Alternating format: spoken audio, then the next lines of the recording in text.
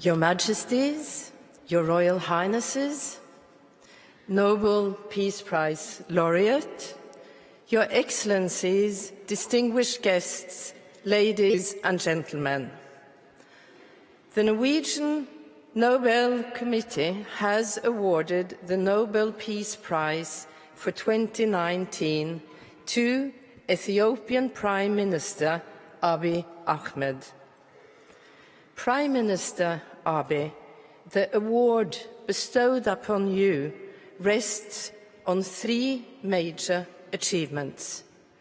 First, your crucial role in creating peace between Eritrea and Ethiopia. And second, your efforts to build democracy in Ethiopia by strengthening civil liberties and developing institutions. And third, but not least, the award is given to you for your contribution to peace and reconciliation processes in East and Northeast Africa. For almost 3 decades, there has been serious discord between Eritrea and Ethiopia, at times even full war between the two countries. The hostilities have involved land disputes, military clashes along your common borders, and a permanent breach in diplomatic and political relations. Since 2002, it has been developed into what has become known as a no peace, no war situation. Prime Minister Abiy, you have been called the man of the moment, since during your first days in office as Prime Minister, you recognised the impetus which the transitional moment gave you and swiftly addressed the deadlocked situation. You seized the initiative and were the main architect behind the peace negotiations that were successfully conducted with Eritrea. However, without the positive response of President Isaias Afwerki, the conclusion of the two peace treaties would not have been possible. This has brought significant changes. The two nations of Eritrea and Ethiopia have in fact declared peace. That in itself is a major step forward. The peoples of the two countries are increasingly able to travel and reunite. Border disputes have been settled and demarcation lines have been drawn up in accordance with the arbitration ruling of an international boundary commission back in 2002. Political and diplomatic relations have been restored. However, much work remains to fully implement the intentions of the peace agreements. Several important border crossings remain closed, and the peoples of Eritrea and Ethiopia therefore have limited access to one another. The peace agreements also incorporate ambitions of social, cultural and economic development. At present, this work seems to be at a standstill. It is the hope of the Norwegian Nobel Committee that your previous achievements, coupled with the added encouragement of the Peace Prize, will spur the parties to further implementation of the peace treaties.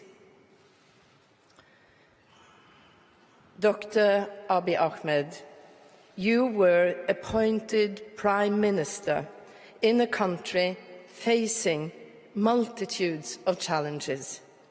Regional and ethnic divides have resulted in approximately 3 million internally displaced persons. These people are homeless within their own country and desperately need to return to their communities. You are also confronted with the daunting task of stimulating economic development, battling unemployment, and improving education, healthcare, and infrastructure. All of these tasks are critical building blocks in the process of constructing peace. The concept of peace must incorporate social justice and material improvement that will benefit all people. During your first 100 days as Prime Minister, you took several firm initiatives to promote peace and democratic reform in your country. A strong statement was made when you appointed women to 50% of the ministerial posts in your cabinet. As a woman myself, I would say that this is a wise move. An equally wise move has been to appoint the world's second Minister of Peace, another woman, naturally, Mrs. Muferiat Kamil, who is present here today.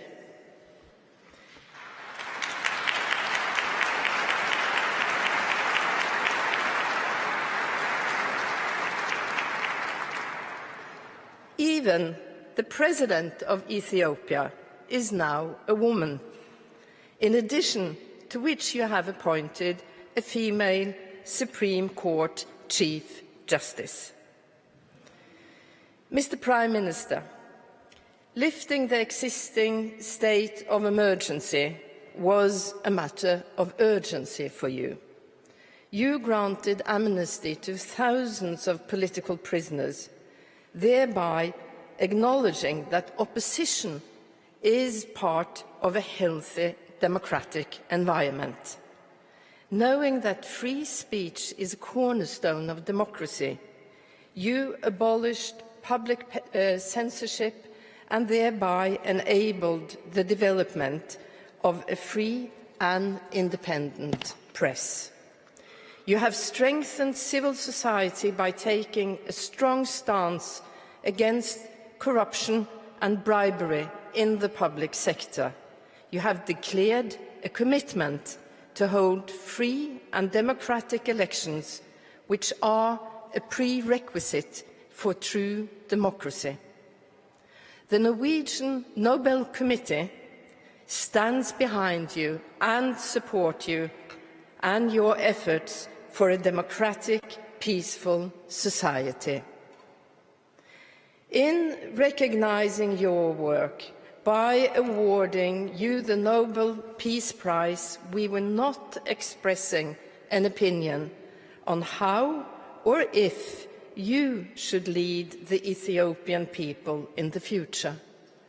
The leadership of Ethiopia and its political platform must be decided by Ethiopian people and the Ethiopian people alone. Our award is based on the will of Alfred Nobel, and we recognize your endeavors being in the true spirit of that will. You have chosen a path that we believe will consolidate peace and prosperity in your country. Dr. Abiy Ahmed, we are aware that during the course of your life, you have walked several different paths. You were born into a traditional family of simple means, to a mother who was an Amara Orthodox Christian and to a father who was an Oromo Muslim. Diversity seems to be in your origin. As an adult, you had a long military career, including participation in a United Nations peacekeeping operation in Rwanda, and before permanently entering Ethiopian politics, you held the rank of Lieutenant Colonel. On top of that, you have been able to complete your PhD at the Institute of Peace and Security Studies at the University of Addis Ababa. And please permit me to also add a personal trait to your list of merits: your profound humility. You rarely speak publicly of your achievements and your success. The complexity of your background has made you well suited for the third task encompassed in our acknowledgement of your achievements today, namely your work for peace and reconciliation in the East African region. You have put yourself at the disposal of your neighbours in the region to mediate disputes and conflicts. In Sudan, you have mediated between the military regime and the civil opposition to find a transitional solution in the aftermath of Omar al-Bashir's leadership. Your efforts have been much appreciated by the parties involved, and it has resulted in a signing of a draft constitutional declaration which aims at ensuring a smooth transition into civil rule. You have also been engaged in peace and reconciliation talks in South Sudan and have been willing to address the very real need of both Sudan and South Sudan to find and revitalize peaceful solutions to the great troubles that have afflicted their countries. Additionally, you have sought to mediate between Kenya and Somalia in their protracted conflict over rights to a disputed marine area. There is now hope for a resolution to this conflict. And finally, you made crucial contributions to normalizing the diplomatic and political relationship between Djibouti and Eritrea. You have, by this, demonstrated an understanding that peace among neighbours is essential in a troubled region. You have made common cause with all the stakeholders from Eritrea, Djibouti, Sudan, South Sudan and Kenya, who have participated in promoting mediation and peaceful resolution. You represent a new generation of African leaders who realise that armed conflict and ethnic hostilities must be resolved by peaceful means. This year's Peace Prize is a recognition of all the efforts made by all the nations and individuals involved. They say that good news rarely arrives from the Horn of Africa. Historically, good news did in fact come from Africa. Ethiopia is the cradle of humankind. The first Homo sapiens emigrated from the territory of your country. In this sense, we are all Ethiopians.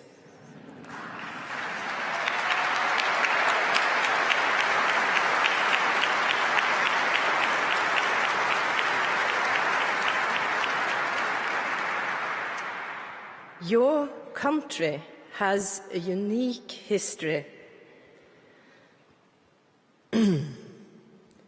also within an African context, since it was never colonialized by any Western power. It is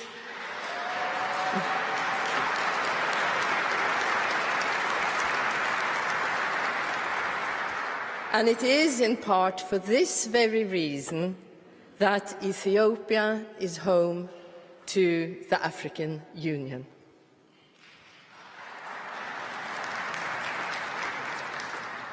But the good news of today is your endeavours to establish a new order of peace initiatives, openness and peaceful mediation to find new solutions to old disputes. The Norwegian Nobel Committee fully understands that peace is created in cooperation with others. But when we are awarding the Peace Prize to you as an individual, because you have personally made an extraordinary difference across several arenas, it is the totality of your efforts that convinced us that it is you, Mr. Prime Minister, who have made the most significant contribution to peace in the past year. In phrasing my statement this way, I am, in fact, quoting the terms of the will of Alfred Nobel. You have also fulfilled another requirement according to the will, namely to strengthen fraternity, both between peoples and between nations. The first African to receive the Nobel Peace Prize, Albert Luthuli, eloquently expressed the vision of the Peace Prize in his acceptance speech here in Oslo on 10 December 1961. Speaking as a minister of the Church shortly before the Christmas holidays, he said, "May the day come soon when the people of the world will rouse themselves and together effectively stamp out any threat to peace in whatever quarter of the world it may be found. When that day comes, there shall be peace on earth and goodwill amongst men, as was announced by the angels." Albert Luthuli's vision probably exceeded even Alfred Nobel's imagination. But we can use it as an ideal and inspiration to create more justice, more fraternity, and more peace. But if we are to achieve that goal, we must get to work. And that is exactly the job you have taken upon yourself. Thank you.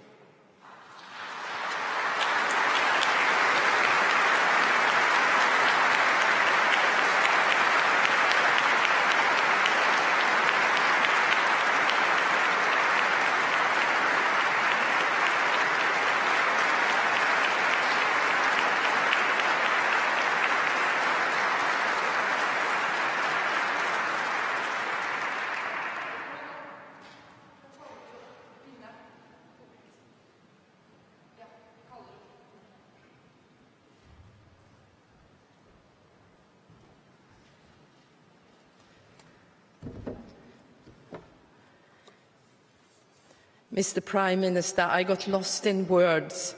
I'm here to give you an award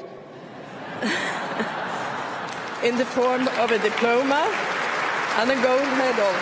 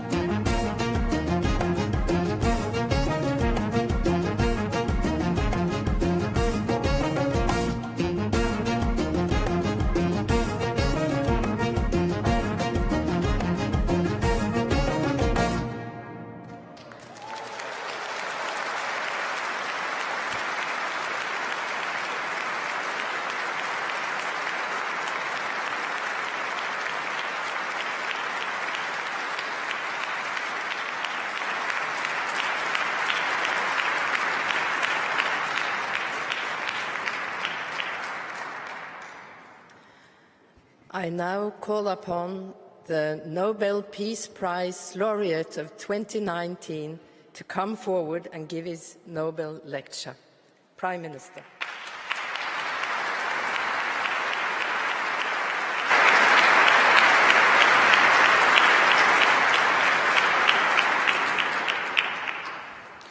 Your Majesties, Your Royal Highnesses, distinguished members of the Norwegian Nobel Committee, fellow Ethiopians, fellow Africans, citizens of the world, ladies and gentlemen.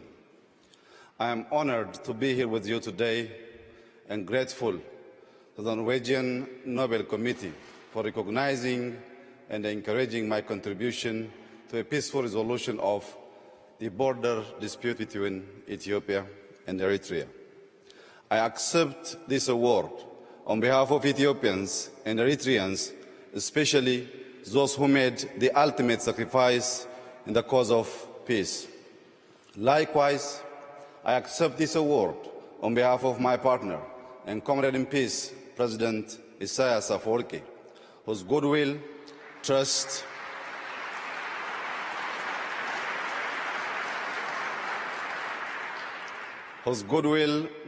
and commitment were vital in ending the two-decade deadlock between our countries.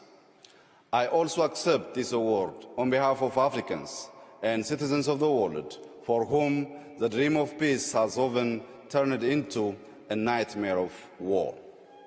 Today, I stand here in front of you talking about peace because of faith. I crawled my way to peace through the dusty trenches of war years ago. I was a young soldier when war broke out between Ethiopia and Eritrea. I witnessed firsthand the ugliness of war in frontline battles. There are those who have never seen war but glorify and romanticize it. They have not seen the fear. They have not seen the fatigue. They have not seen the destruction or heartbreak, nor have they felt the mournful impotence of war after the carnage. War is the epitome of hell for all involved. I know because I have been there and back. I have seen brothers slaughtering brothers on the battlefield. I have seen older men, women, and children trembling in terror under the deadly shower of bullets and artillery shells.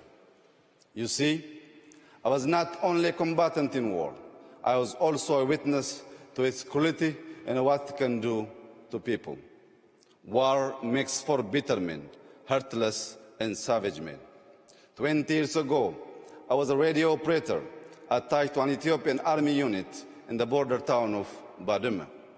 The town was the flashpoint of the war between the two countries. I briefly left the Foxwell in the hopes of getting a good antenna reception. It took only but a few minutes, yet upon my return, I was horrified to discover that my entire unit had been wiped out in an artillery attack. I still remember my young comrade in arms who died on that ill-fated day. I think of their families too. During the war between Ethiopia and Eritrea, estimated 100,000 soldiers and civilians lost their lives.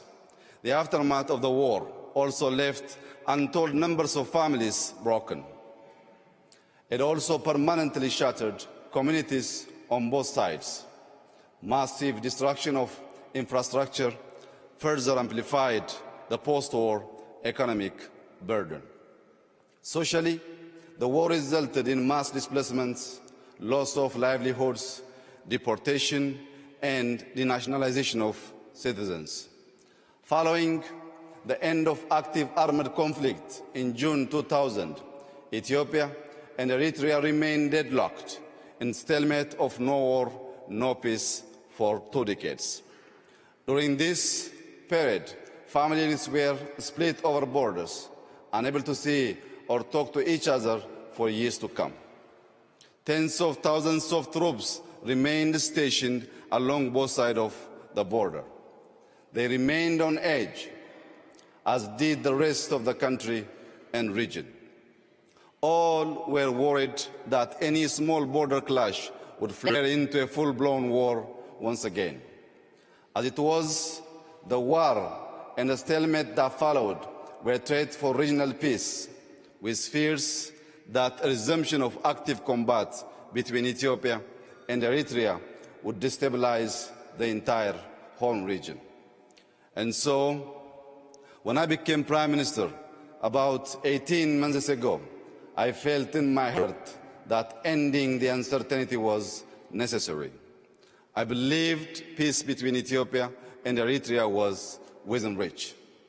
I was convinced that the imaginary wall separating our two countries for much too long needed to be torn down, and in its place, a bridge of friendship, collaboration, and goodwill has to be built to last for ages. That's how I approached the task of building peace, a peace bridge with my partner, President Isaias Afwerki. We were both ready to allow peace to flourish and shine through. We resolved to turn our swords into plowshares and our spears into pruning hooks for the progress and prosperity of our people. We understood our nations are not enemies, and instead we were victims of the common enemy called poverty.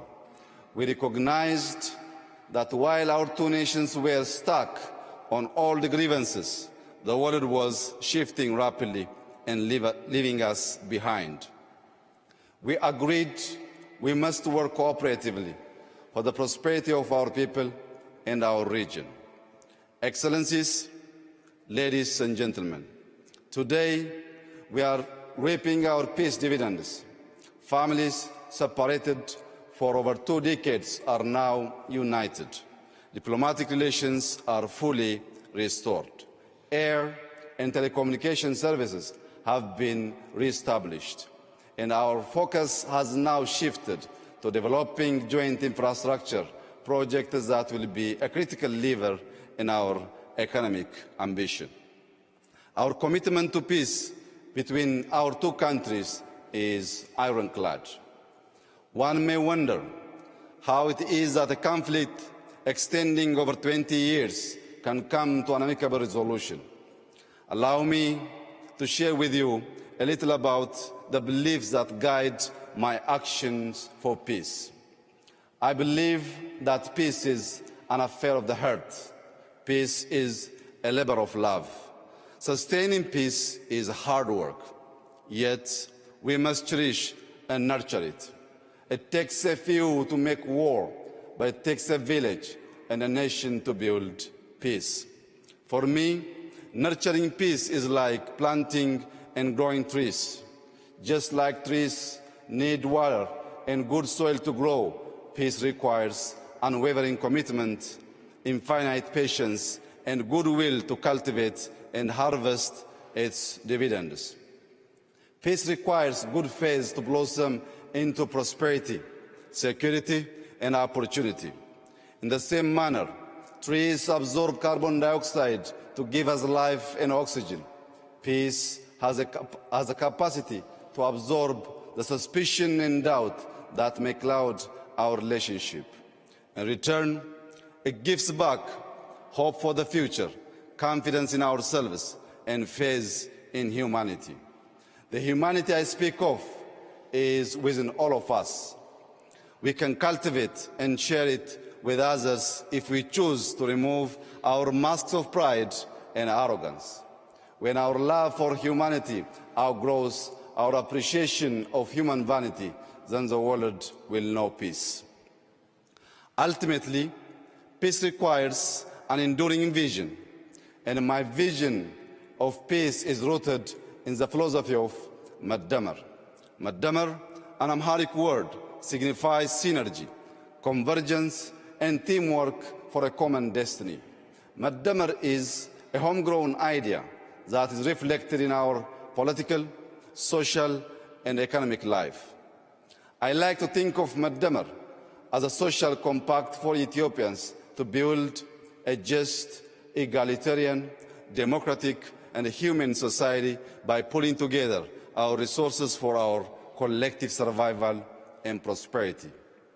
In practice, Madamar is about using the best of our past to build a new society and a new civic culture that thrives on tolerance, understanding, and civility. At its core, Madamar is a covenant of peace that seeks unity in our common humanity.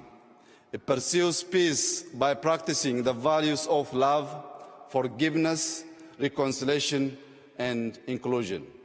Excellencies, ladies and gentlemen, I come from a small town called Bashasha, located in the Oromia region of western Ethiopia.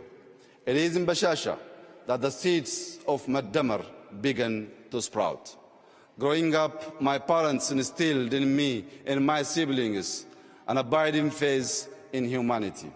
Madamar resonates with the proverb, I am my brother's keeper, I am my sister's keeper.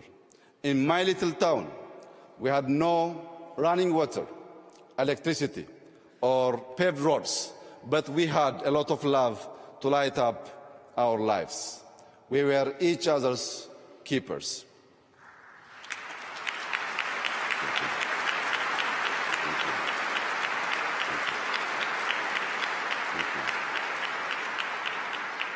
Faith, humility, integrity, patience, gratitude, tenacity, and cooperation, of course, are like a mighty stream. And we travel together on 3 country roads called love, forgiveness, and reconciliation. In the Madamar idea, there is no us and them. There is only us, for we are all bound by a shared destiny of love, forgiveness, and reconciliation.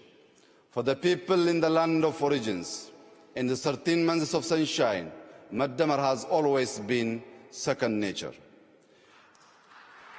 Thank you very much. Thank you.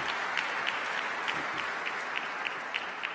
you. Ethiopians maintained peaceful coexistence between the followers of the 2 great religions because we always came together in faith and worship. We, Ethiopians, remained independent for thousands of years because we came together to defend our homeland.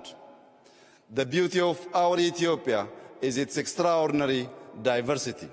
The inclusiveness of Madamar ensures no one is left behind in our big extended family. It has also been said, no man is an island, just the same no nation is an island.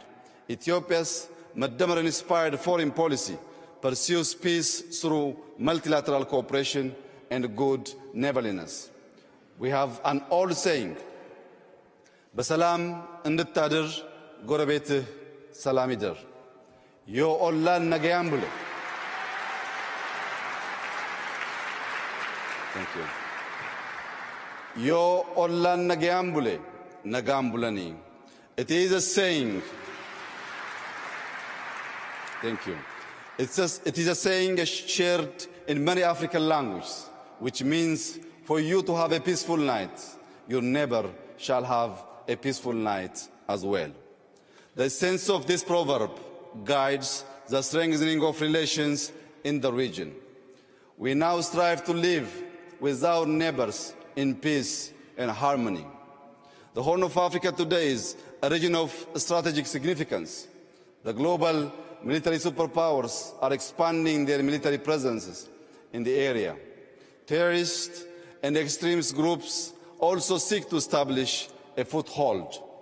We don't want the Horn to be a battleground for superpowers nor a hideout for the merchants of terror and brokers of despair and misery. We want the Horn of Africa to become a treasury of peace and progress. Indeed, we want the Horn of Africa to become the horn of plenty for the rest of the continent.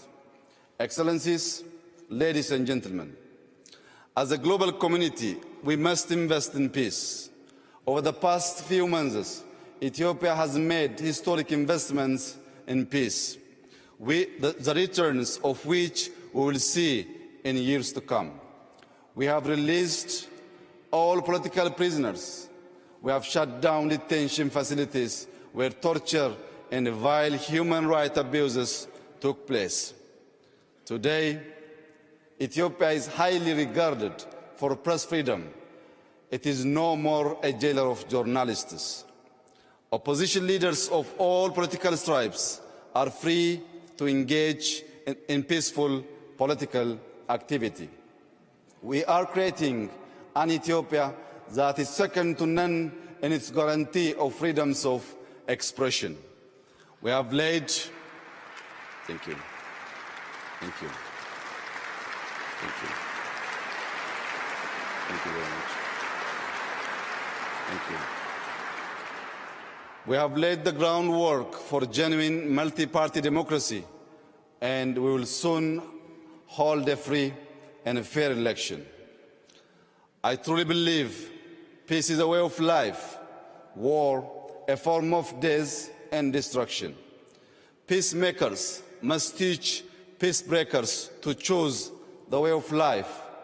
To that end, we must help build a world culture of peace. But before there is peace in the world, there must be peace in the heart and mind. Thank you.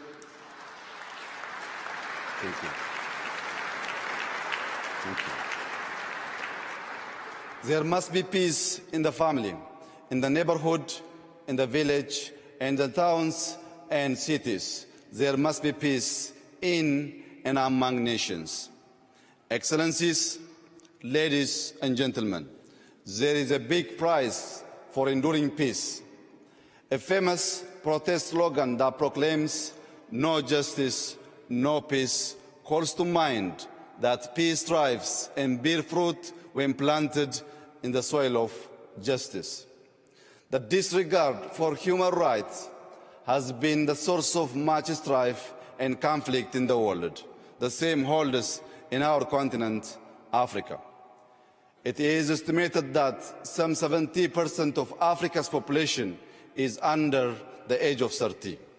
Our young men and women are crying out for social and economic justice. They demand equality of opportunity and an end to organized corruption. The youth insist on good governance based on accountability and transparency. If we deny our youth justice, they will reject peace. Standing on this world stage today, I would like to call upon all my fellow Ethiopians to join hands and help build a country that offers equal justice, equal rights, and equal opportunities for all its citizens.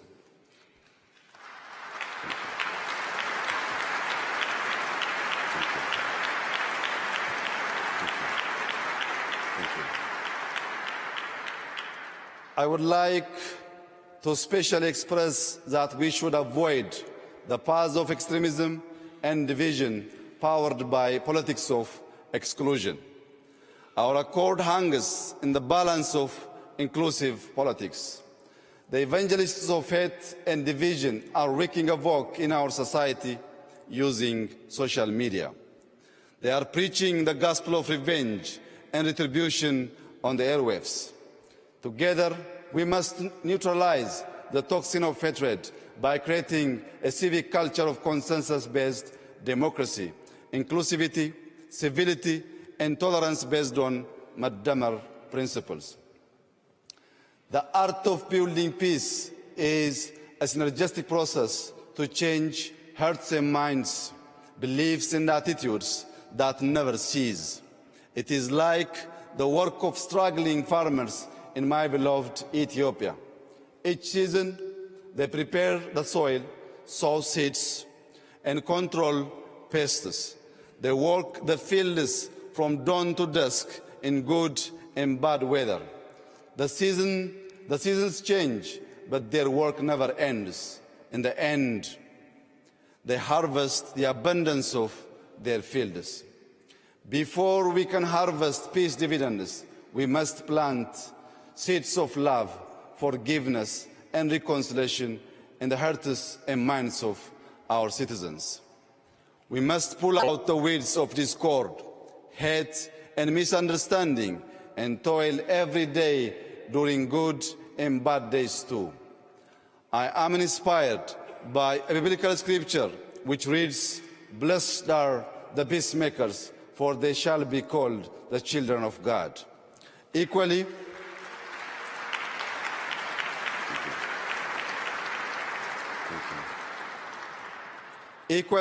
I am also inspired by Holy Quran verses which reads, "Humanity is but a single brotherhood, so make peace with your brethren." Thank you very much. Thank you. I am committed to toil for peace every single day, and in all seasons, I am my brother's keeper. I am my sister's keeper too. I have promises to keep before I sleep. I have miles to go on the road of peace. As I conclude, I call upon the international community to join me and my fellow Ethiopians in our Maddamar-inspired efforts of building enduring peace and prosperity in the Horn of Africa. Salam ለሁላችን ነገኝ ሁንደ ኬኛ ፈተው. Peace shall be upon all of us. Thank you very much.